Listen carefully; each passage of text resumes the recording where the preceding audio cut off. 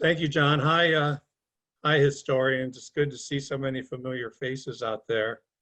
Um, George and Elizabeth Spangler had two hospitals on their property during and after the Battle of Gettysburg, and they had between 2,500 and 3,000 wounded in those two hospitals on their farm, which means they had more wounded and dying men on their farm than the entire population of Gettysburg at the time of 2,400 people. So obviously, I'm going to devote most of this talk to those two hospitals. Before I do, I want to tell you why I think the farm was the most important farm in the Battle of Gettysburg. We'll do that, and then we'll get to the hospitals. So if you look at the map on the left, you can see the Spangler mark, the farm shaded in gray. It's 166 acres. It's a huge farm. It dominates the countryside behind the line. It's close to the left flank. It's close to the center of the line, and it's close to the right flank. This was a farm that could hold lots of infantry and artillery in reserve.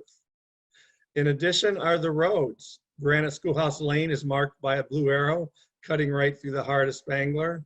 Blacksmith Shop Road is marked by the blue X's cutting through Spangler. Both roads connect the Baltimore Pike and the Tawnytown Road, the two most important roads in that area. And Army of the Potomac commanders saw all of this right away. This farm had the size, the location, and the roads to not only hold infantry and artillery in reserve, but to get them to the line quickly. This was a farm that could help win a battle. This map shows how the Army of the Potomac used the Spangler's farm. Now, as a side note, number 9 is the artillery reserve, and the 9th Massachusetts Battery, that's about where they were placed when they arrived at Spangler on the 2nd. And a lot of their guys, they went into the Spangler's barn because they heard that the rebels were in there. They wanted to go into the barn and check out the rebels, and that's what they did. So I'll go into the artillery reserve in great detail in a bit, as will I do the Granite Schoolhouse Hospital, which is marked number 4.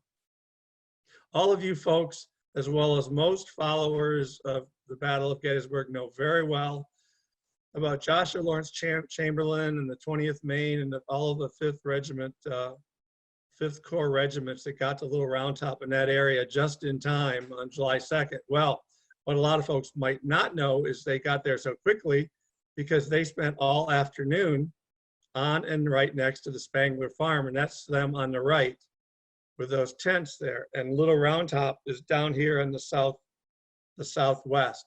So the 5th Corps got the call around 4:30, 5 o'clock, get to the line. And they rushed down Granite Schoolhouse Lane and they went down Blacksmith Shop Road. The guys who rushed down Granite Schoolhouse Lane, at about the number 6 on the map, they left the lane and they cut across the fields to get to Round Top the fastest. The guys who went down Blacksmith Shop Road, that leads right to Little Round Top, as you know. So they got there quickly. Right after the 5th Corps left, the 6th Corps moved in after their overnight 30-mile march, but they weren't there long before they got called to the front. So they rushed down Granite Schoolhouse Lane to the line. And later that night of July 2nd, a division of the 12th Corps left Culp's Hill. Where did they go? They went down Granite Schoolhouse Lane to get to the line so quickly. General Meade had his main street, and this main street's name was Granite Schoolhouse Lane. Now, number 10 on the map is the 11th Corps Hospital. That's around the Spangler barn, house, and other outbuildings, and those tents are represented there, those hospital tents. You see the word ambulances there twice. Those are George Spangler's wheat fields, and the 11th Corps had 100 ambulances. And at one point, George said his wheat fields were covered in white from these ambulances. Ambulances that weren't at Spangler were up on East Cemetery Hill, where the 11th Corps was on the 2nd and 3rd. I mentioned the artillery reserve. Arriving on the 2nd with the artillery reserve was the ammunition train. This train was 100 wagons and several hundred mules and men, and they provided all of the ammunition for all of the artillery of the Army, not just the reserve, but for everybody. They arrived on July 2nd with 24,000 rounds, and when they left Spangler on July 3rd, they had 4,000 rounds left. The night of July 2nd, after the second fighting, This was just a highway down Granite Schoolhouse Lane to that ammunition train and back.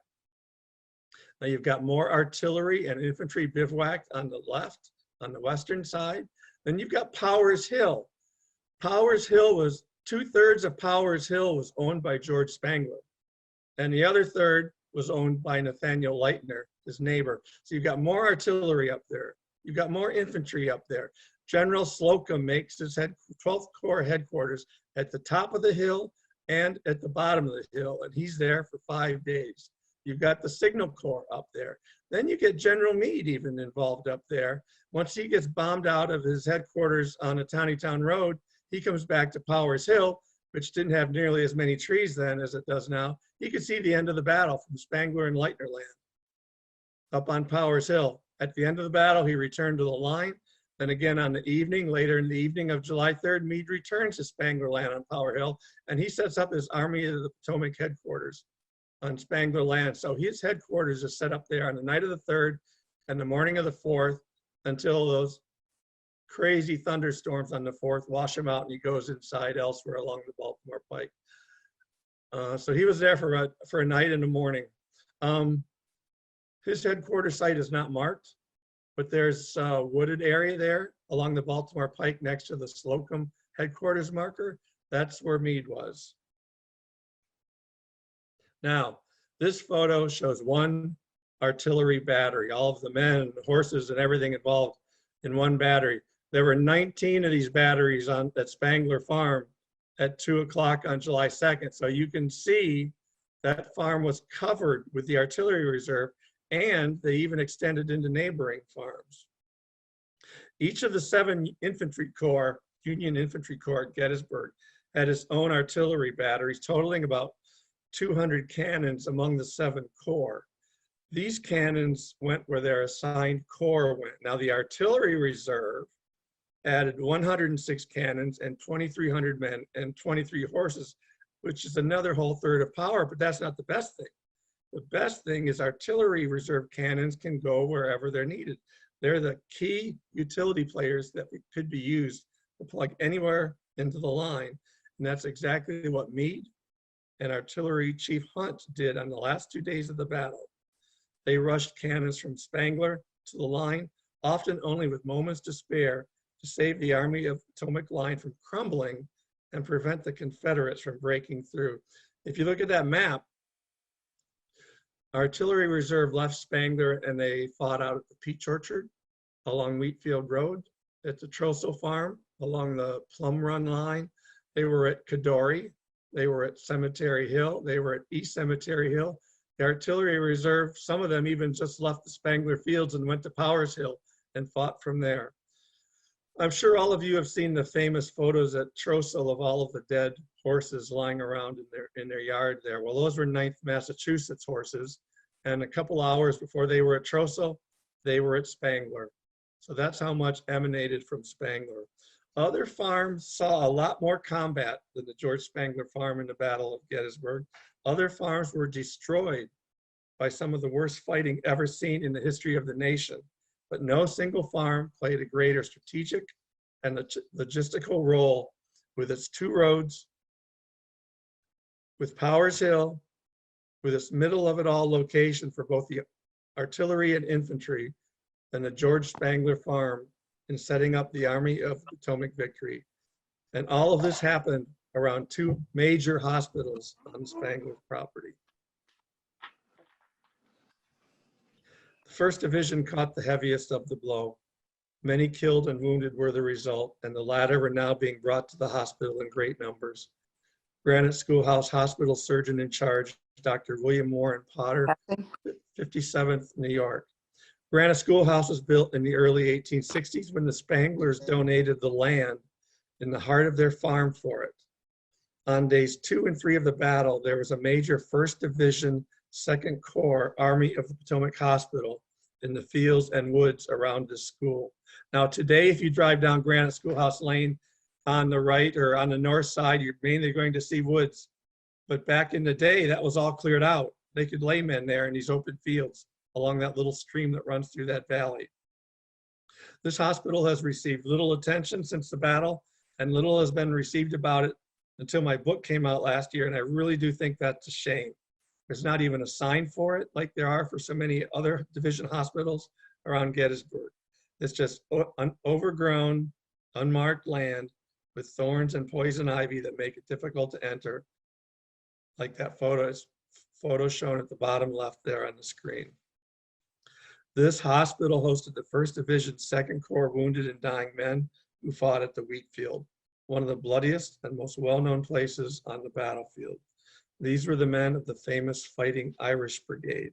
This was the division of Father Corby, who granted them general absolution moments before the Day 2 battle, thus clearing the soldiers' path to heaven.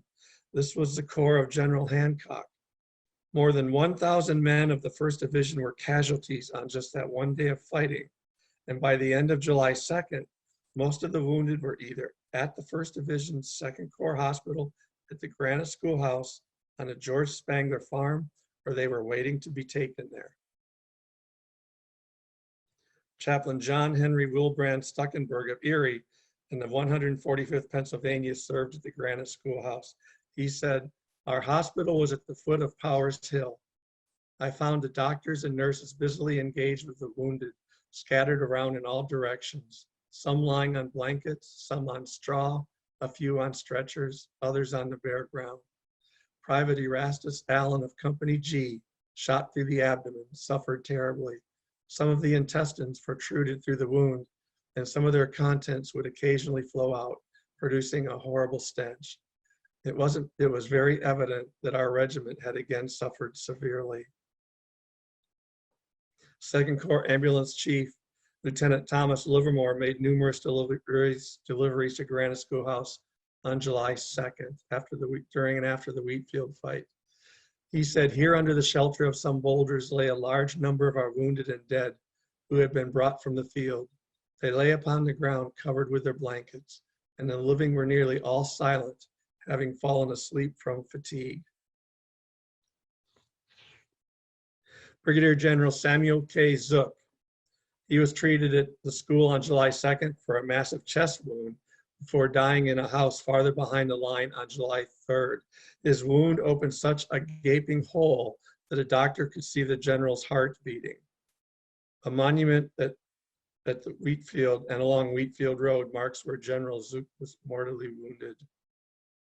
Colonel Edward Cross, 5th New Hampshire, died July 2nd at Granite Schoolhouse after being mortally wounded on the opposite side of the Wheatfield from General Zook. Cross Avenue between Devil's Den and the Wheatfield bears his name today. Colonel Cross was beloved as a great fighter in New Hampshire and by many of his men, but he was despised by others for his drinking and tantrums. His unit's Pioneer Corps called him a tyrant, and they refused to bury him. This monument underneath him is to the Colonel and his fighters. Lieutenant George A. Woodruff, 1st United States Artillery Battery I, was mortally wounded on July 3rd during Pickett's charge when he was hit in the back while facing and directing his men in Ziegler's Grove. The son of a Michigan judge died at Granite Schoolhouse, telling his friends that he regretted being shot in the back and asking that it should be no reflection upon his reputation. Most of the 1st Division 2nd Corps Hospital at Granite Schoolhouse was moved to safety farther behind the line on day 3 after 24 hours of intense service because it was getting hit by Confederate artillery overshots from the pre-Pickett's charge cannonade. In fact, every major Union hospital directly behind the line was moved farther away during the battle except the 11th Corps Hospital in the Spangler's buildings, even though it was under fire too.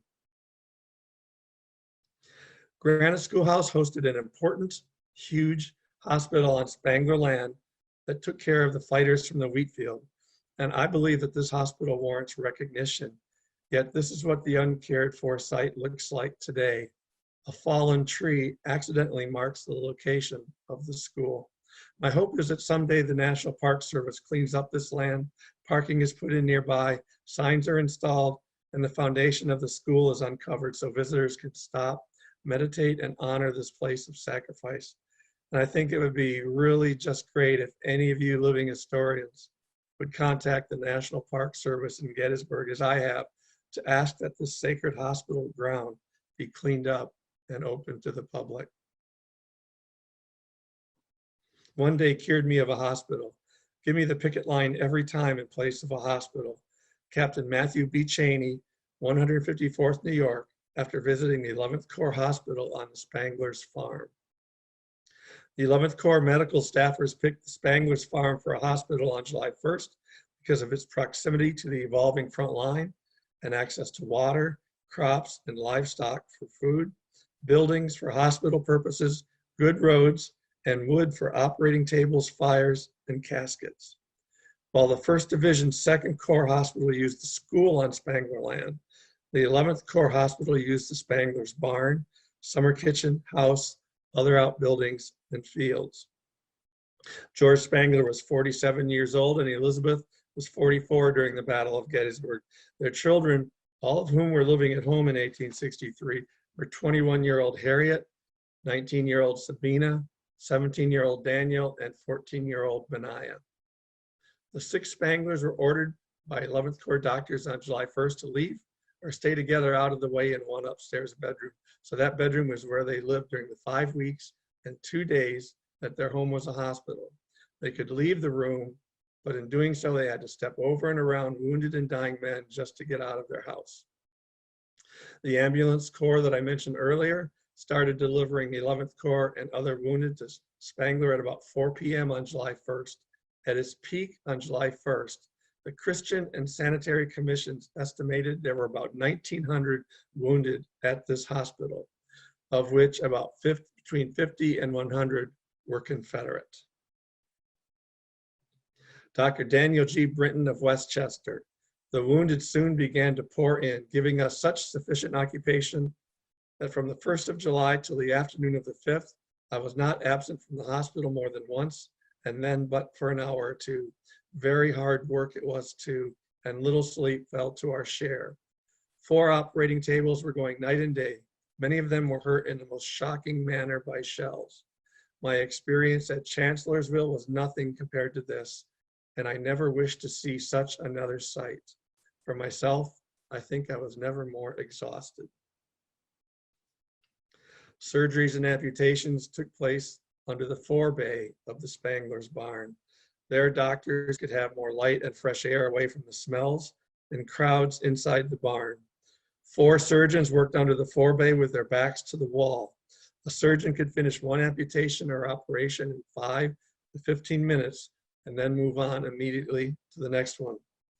As all of you historians know, no washing was required of bloody or germ-infested hands or bloody equipment because they didn't understand how proper sanitation could prevent infection and reduce the spread of disease.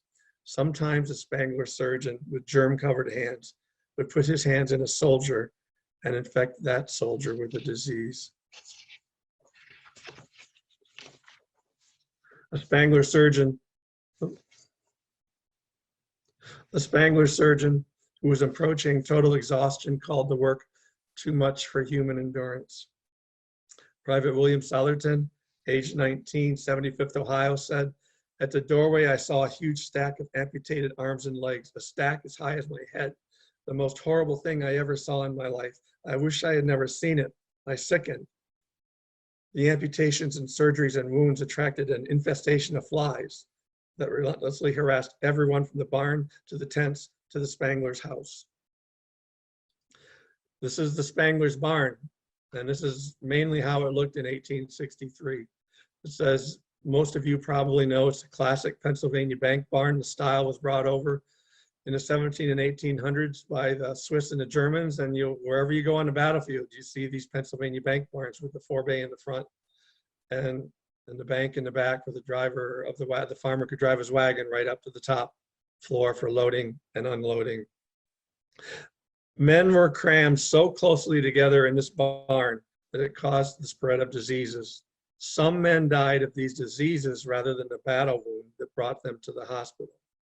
As horrific as this entire hospital was, it was the worst under the forebay where the amputations took place and just inside that front wall in the stable. That's where early on the worst cases awaited their surgery amid cries of agony, smells of infection, body fluids, and human feces. Cries and screams could be heard 50 yards away in the Spangler's house. Hospital workers covered their heads at night with a pillow in an attempt to sleep. A chaplain walked through the stable, picking his way through the dying men and reading scripture and praying with them and attempting to send them on their way. Outside in the Spangler fields, the Army didn't provide enough tents or bedding or food or clothes for the first several days. I know we discussed that even earlier today. That multiplied the misery of the already wounded and dying men who were forced to lie in the mud in the open when the thunderstorms came. The generals put the priority on getting the military equipment there, not the medical equipment. Corporal William R. Kiefer, hospital steward, 153rd Pennsylvania, said hundreds were lying with but feeble, or in most cases with no shelter, exposed to a cold, incessant rain against the sides of the barn and in an orchard adjoining the sheds. Their moans were heard in every direction, and with a lantern I moved out from one to another during the long hours of the night. I searched in vain for blankets to cover the suffering and the dying. Two female nurses played key roles at Spangler. Marilla Hovey and her 17-year-old son, Frank, traveled with her husband, Dr. Bleecker Lansing Hovey of the 136th New York, and she was always one of the first ones to reach the hospital during a battle. She arrived at Spangler on July 1st. Unfortunately, no photos are known to exist today of Mrs. Hovey. The Hoveys are the only surgeon's family known to have traveled together during the Civil War. Mrs. Hovey and Frank were there during the battles and each grueling march in between. They experienced every hardship of the soldiers, including unhealthful food, going to the bathroom over a hole in the ground in the open, masses of lice, searing heat and humidity, freezing cold, and gruesome hospital scenes. Mrs. Hovey had been her husband's nurse in private practice for 20 years prior to the war, and Dr. Hovey relied on her. Mrs. Hovey nursed the wounded and wrote home to family members of the dead and dying. She was able to go into sort of an autopilot mode and look past their terrible wounds and suffering and hold the hands of dying soldiers and talk and listen to them in an attempt to get their mind off their agony and situation as they cried out for their mother or father or wife and children at home. In one letter from Spangler, Mrs. Hovey informed a family of their son's death and told them, "I have had a good deal of care of him, called him my soldier boy, and tried to take the place of mother, sister, and friend. I think I never had such a trial parting with one that I had no more acquaintance with." The Hoveys worked at the 11th Corps Hospital the entire 5 weeks it was open. Then they went home to New York for 3 weeks to recover. Nurse Rebecca Lane Pennypacker Price of Phoenixville, Pennsylvania, rode to Gettysburg on a bench in a railroad car in the middle of the night with donations shortly after the battle, and then went to work as an unpaid nurse at Spangler. She said, "The sad scenes would fill a volume. So many times at night, I lay on my stretcher, weeping instead of sleeping." Captain Augustus Vignos of the 107th Ohio was wounded on July 1st on what is now Barlow Knoll. Gangrene developed and his right arm was amputated above the elbow at Spangler. Mrs. Price nursed him from near death until he was well enough to take a train home to Canton. He went on to marry in 1866, have 9 children, and amassed substantial wealth as a businessman. He was even a pallbearer at the funeral of close friend President William McKinley. Vignos carried Mrs. Price's photo for 40 years after the war. He often showed her photo to fellow ex-soldiers at national encampments in an attempt to find her and thank her, but without luck. Finally, in 1906, he received a letter. "Dear sir, do you remember the tall nurse at Gettysburg who furnished you with clothing so that you could go home? She had found him." Vignos replied that he looked forward to seeing her with great pleasure, and their Spangler reunion took place at a GAR encampment in the state of New York in 1906, 43 years after they met at the Spangler's farm.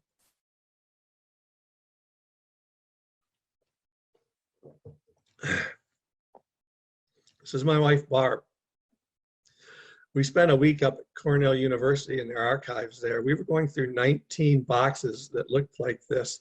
They were filthy, they were disgusting. They just covered us in filth. But we were looking for information on the 154th New York, and we found a lot, and we got a bonus. because the guys of the 154th were medical staff at Spangler and they were patients at Spangler. So they wrote a lot and they did a lot of interviews about the arrival of General Armistead. So I got new material on General Armistead that had never been published before just by going through these boxes up at Cornell University, which, by the way, right after we left that week, they declared them hazardous materials and nobody has gotten to use them since. So, but they were worth it for us to get the Armistead materials too that we got out of those boxes. Confederate Brigadier General Lewis Addison Armistead began the final week of his walk of his life in what would become known as Pickett's Charge on the Seminary Ridge farm of Henry Spangler. He would die 2 days later on the farm of Henry's half-brother, George Spangler. Armistead arrived at George and Elizabeth's farm at dusk on July 3rd, 1863, according to Dr. Henry Van Arnhem of the 154th New York. Armistead arrived in an ambulance. He was removed on a stretcher and placed on the ground next to the ambulance and near the Spangler's barn. The 11th Corps hospital workers, Private Emery Sweetland and Edson Ames of that 154th New York, described Armistead's appearances as pretty bloody and covered with blood. Sweetland heard Armistead as he lay on the stretcher say, "You have a man here that is not afraid to die." The Spangler's property was a shoulder-to-shoulder mass of crippled bodies, confusion and agony when Armistead arrived. Hundreds of wounded from Pickett's Charge were pouring in as overwhelmed surgeons desperately tried to find who could be saved with immediate attention. Even so, the arrival of this Confederate general turned heads. Hospital staffers and wounded were drawn to him, and a large crowd of workers and gawkers formed around his stretcher, circling Armistead. The crowd was finally broken up when Dr. Arnhem arrived at Armistead's side and ordered that he be carried away for treatment. Fellow Spangler patient, First Lieutenant T.C. Holland of the 28th Virginia, said he and Armistead were placed in the orchard. Lieutenant Holland said at one point under the trees that Armistead asked the doctors and nurses working around him to, "Please don't step so close to me." Dr. Van Arnhem described Armistead as wild, nervous, flighty, saying war must cease, men of same blood, and he could not live. Spangler patient Private Justice Silliman of the 17th Connecticut described the 46-year-old Armistead as rather past middle-aged. Private Sweetland said Armistead had gray hair and whiskers. Dr. J. Kling of the 55th Ohio said Armistead was suffering intense pain induced by the wound. Stimulants and painkillers were immediately given him. Dr. Britton took time to get to know Armistead, calling him a fine man, intelligent and refined. I had considerable conversation with him and was much pleased with his manners and language. Armistead died July 5th in the summer kitchen, a separate building shown here to the right of the Spangler's house. Army of the Potomac Captain Frederick Stowe, the son of nationally known author Harriet Beecher Stowe of Uncle Tom's Cabin fame, was his roommate in the building, which was reserved for VIPs. Stowe lived. Armistead was wrapped in a blanket and placed in a coffin made of wood from the Spangler's farm and buried in their orchard. 1 month later, he was exhumed by an embalmer seeking to make money off of his body. So Armistead was dug up after a month in a wood coffin. His body was embalmed in whatever condition it was in and then reburied. His body was dug up one more time in October when relatives claimed it and reburied him in Baltimore. I have found, confirmed, and listed the names, wound, and treatment of 1,435 Union and Confederate men at the Spangler 11th Corps Hospital, and the names of almost 140 men who were buried in the Spangler's peach and apple orchards. The Union men were exhumed within a few months after the battle and reburied in Soldiers National Cemetery in Gettysburg. Most Confederates, other than Armistead, lay in Gettysburg until 1872, when they were exhumed and reburied across the South. Armistead is one of only five Confederates known to have been buried at Spangler. 50-year-old Colonel Eliakim Sherrill of the 126th New York died at Spangler. His funeral in Geneva drew lines of people that stretched for several blocks.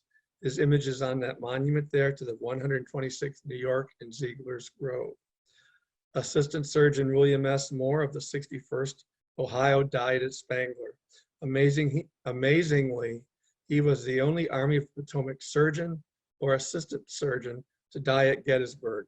He left behind 1-year-old, 2-year-old children, and young widow Sarah, who was so torn by grief that she never remarried and mourned for the rest of her life. Colonel Francis Mahler of the 75th Pennsylvania died at Spangler. Philadelphia City Council honored Mahler with a resolution and paid for his funeral. Mahler's brother, 2nd Lieutenant Lewis, died on the battlefield on July 1st at about the same time and place of his brother's mortal wounding. Sergeant Nelson W. Jones of the 3rd Maine got hit in both legs in the peach orchard with a cannonball. He attempted to apply tourniquets to each leg all by himself, but he died later that day at Spangler. Private George Nixon of the 73rd Ohio died at Spangler. He would be the great-grandfather of President Richard M. Nixon. George was 40 years old when he entered the Army as a poor working man on a farm that he rented, and I believe he left behind a wife and 9 children, going off to war only to earn money to support his family. Adjutant and First Lieutenant Joseph Heaney, age 21, 157th New York, died of a leg wound at Spangler. Nurse Price walked next to his stretcher and held an umbrella over him to protect him from the July sun as he was taken to the Spangler barn for his amputation. First Lieutenant Thomas Wheeler, 75th Ohio, age 25, spent almost a month at Spangler before he died of wounds in his right side, right leg, left groin, and left arm. His parents were at his side in his tent, and Nurse Price sang Rock of Ages to him as he died. One Spangler patient who was in agony with lockjaw was given chloroform to ease his suffering and so he could die in peace. One of the many nice things about writing this book is after the book came out, I was contacted by numerous people with their own photos and their own stories. And this one came from Charles Joyce, who I'm sure a lot of you folks know Charles Joyce. And it also coincides with a common thing in that Spangler Hospital, is that the guys didn't always tell the truth when they wrote letters home. They didn't want their mother, they didn't want their father, they didn't want their sibling to worry about them. So again, they didn't tell the whole truth. So Sergeant Henry Seas, 82nd Ohio, wrote this letter to his brother from the Spangler Hospital. He said, "My leg was amputated just above the knee. I stood the operation very well, being under the influence of chloroform. I am very well cared for and in a fair way to get along well. I hope mother will not worry herself about me." But Sergeant Seas died 1 week later at Spangler. The vast majority, by far, of 11th Corps Hospital patients survived, though. They included Captain Alfred E. Lee of the 82nd Ohio. He went home with a hip wound, and when he arrived in his hometown, he picked up the newspaper and he saw his obituary in the newspaper. And then he went and he walked in on his funeral. Brigadier General Francis Barlow spent a week at Spangler with 3 wounds that numerous doctors declared to be mortal, but he surprised all of them and lived. It is thought that his wife Arabella attended him at Spangler. Corporal James Brownlee of the 134th New York survived 7 gunshot wounds at the Brickyard on July 1st, one of which broke 4 ribs. He also was shot 3 times through the bowels and in the left thigh, right thigh, and lower back. The surgeons at Spangler were among the best of the best for their time, and they saved far more lives than they lost. And just like the soldiers, these surgeons were taken prisoner, they were wounded, they got sick, and they suffered and sacrificed greatly, and many died young. I dug up in my research for the book the names of 15 head surgeons who worked at the 11th Corps Hospital. These 3 are among my many favorites. Dr. Henry Van Arnhem of the 154th New York was performing an amputation outside the Spangler barn as Confederate cannon opened from Seminary Ridge during the pre-Pickett's Charge cannonade. He stopped as shells exploded around the barn, saying, "Boys, we may as well suspend. The decisive moment has come." So Van Arnhem and other medical staff took refuge along the back inside wall of the Spangler's barn, next to the underground root cellar. Dr. Van Arnhem was a passionate opponent of slavery who wanted full civil rights for Blacks. He said the curse of God visits on all that come in contact with this atrocious institution. Dr. Van Arnhem served 4 terms as a United States Congressman. Dr. Henry K. Neff of the 153rd Pennsylvania was suffering on the Spangler property just like many of his patients. Neff became ill with bilious pneumonia at about the time of the Battle of Chancellorsville, and while seriously ill was captured and taken to Libby prison, where his health further deteriorated during 4 weeks of captivity. At Spangler, he had, quote, much suffering, cough, pain with sense of stricture through the lungs, difficulty of breathing, emaciation, loss of appetite, and general debility. He died not long after the war at age 45. Spangler surgeon Dr. J. Kling, 55th Ohio, was captured by Confederate cavalry while on his way home after being mustered out in Georgia in 1864, and then he was imprisoned for 3 months. He filed a claim to the government for losses sustained and expenses incurred, but was denied because he was taken prisoner after he was mustered out. Almost to a man, Spangler Farm 11th Corps surgeons were described as distinguished, prominent, beloved, and leaders. I put these 2 photos in for you living historians who have stayed there, spent so much time there, but I don't know if all of you have seen this little stream. On the left, and the right photo shows where its location on the farm, so you would really have to walk way back in. But this was an important stream in 1863. It was an important water source for the hospital, for the artillery, for the infantry, and it ran strong in early July 1863 after heavy June rains. This little unnamed stream also provided something else that I heard mentioned earlier. It provided leeches. They were using leeches in this hospital. Leeches were collected from slow streams, but especially ponds, to reduce inflammation and reestablish blood flow, among other things. Bloodletting or venesection also was studied at Spangler, and one case is discussed in chapter 6 of my book. Also, it's believed that Spangler doctors were beginning to understand how maggots eating dead tissue after a wound or amputation could speed the patient's healing. But I really like this. I like this stream. I like the quietness of it, and I like how important it was to the hospital.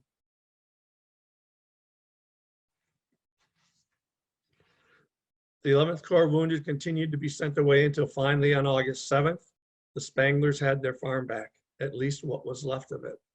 George filed 3 damage claims to the state and federal governments totaling about $5,000, but they received only $90. And it's believed that the entire $90 went to their Washington, D.C. attorney. So they got nothing.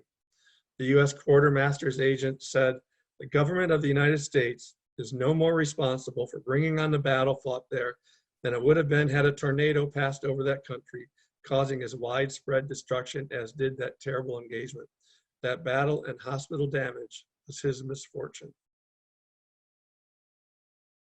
This often used photo at the top is one of only 2 known photos of members of the George Spangler immediate family. And this one is of their youngest son, Benaiah, his wife, Sarah, and daughter, Mary Elizabeth, and was probably taken in 1888 for the 25th anniversary of the battle. Benaiah and his family were living and running the farm at this point after his parents purchased a smaller farm next door and moved there. The photo shows how well the Spanglers rebuilt the farm after the battle, even adding everything to the left of the porch on the house. And you can see in front of the house, the smokehouse. You come farther, closer to us, and you can see the outhouse. Those picket fences, the fences they always use close to the house. You can see the summer kitchen, and you can see the summer kitchen had a grape arbor on it. That would have been important to the Spanglers for not only the grapes, but to provide shade as they sat there and did their chores. And then you can see the barn and the other buildings between the barn and the house. The photo at the bottom right is from 1886 or 1887 and is in front of Granite Schoolhouse and includes 4 members of George's family. This is where Mary Elizabeth attended school on her grandfather's farm. Mary Elizabeth is marked by a blue X, which you might not be able to see over there. She's on the right. Benaiah is under a blue circle on the left, looking like he just walked off the set of the Fiddler on the Roof. He was on the township school board, which is why he's in the photo. Clara Patterson is marked by a blue triangle and Alice Patterson by a blue arrow. They are the daughters of George and Elizabeth Spangler's second child, Sabina Patterson. You probably can't see teacher Maggie Swartz on the right. In the front with the dog, that's little Raphael Sherfy of the Peach Orchard family fame. Unfortunately for Raphael, his father had already died by the time this photo had been taken, but it didn't deter him. He grew up, he became a successful dentist and did well. George was chairman of the Cumberland Township School Board when he donated the land for Granite Schoolhouse to be built on his property in 1861. He also was a church and Adams County leader, serving on several boards, including the Evergreen Cemetery Board when they voted to not allow Confederate burials. A teacher whom George hired said, "Mr. Spangler proved himself to be a very efficient school official and made a lasting impression on my mind as a man of truthfulness and honesty in all things."